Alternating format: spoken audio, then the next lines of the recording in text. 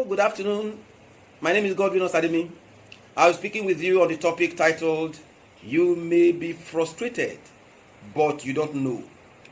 Proverbs 4:23 says, Keep your heart with all diligence, for out of it are the issues of life.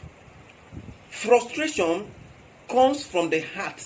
So guard your heart so that frustration does not set in. What is frustration? Frustration can be defined as a hindrance or impediment to goal-directed activity. In other words, you want to achieve a goal and suddenly there is a hindrance or barrier that will not allow you to achieve that goal. That hindrance or barrier is called, in psychology, frustration. And it comes, if you recognize that hindrance too much, it comes from the heart. Frustration is in levels. When you allow frustration to accumulate, it leads to anxiety. And anxiety leads to stress.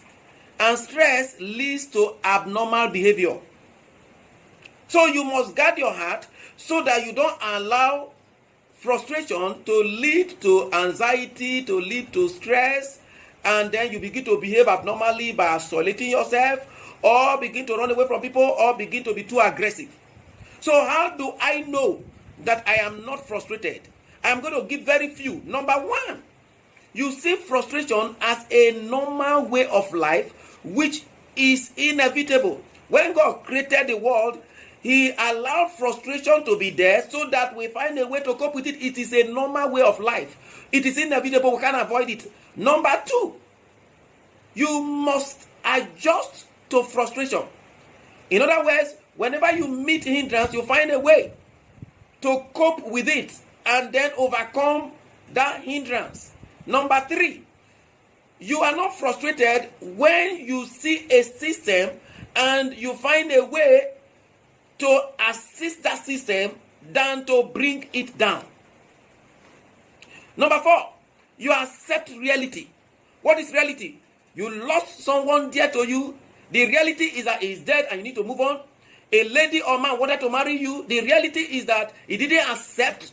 You need to move on. Whatever that has happened, whether it's the father that refused, whether it's the system, whether it's the culture, or whether it's the lady, you need to move on and look for another person. The one you got will be, you should accept that one as the best because God knows why. Number five, you still retain your sound judgment in spite of frustration. Then you know that you are not frustrated. Please, can I add this? When you discipline a staff for the purpose of correction, then you are not frustrated.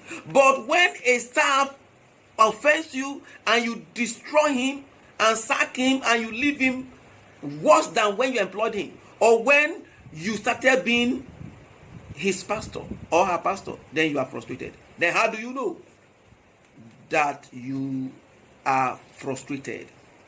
Number one, you fight a system. The same system that people are coping with, you are the only one that is fighting that system. Then you are frustrated. Number two, you don't accept reality.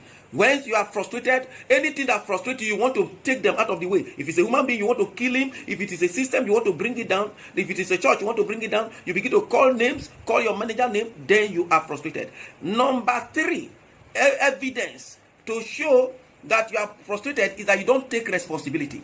Whenever there is a wrong, you are not accepting that you are the one that caused it. The next thing is that why you know that you are frustrated is that you don't know whether you are no longer productive. You are not able to access whether you are adding value to a system. Then you are frustrated. And next is that you may not even know when you are wrong. Every time it is another one person that is wrong, it's not you. Then it shows that you are frustrated. And finally, a boss is frustrated when he cannot exercise discipline on the subordinate. He's always afraid of the aftermath.